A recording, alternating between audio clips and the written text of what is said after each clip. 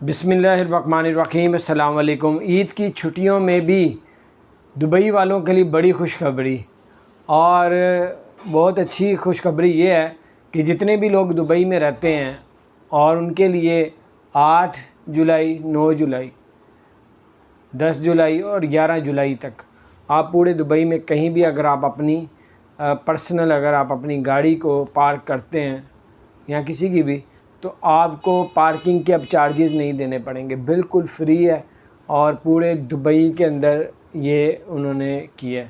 تو باہر ابھی دبئی کی ہمیں خبر ملی تھی، میں نے کہا آپ سے شیئر کرتے ہیں۔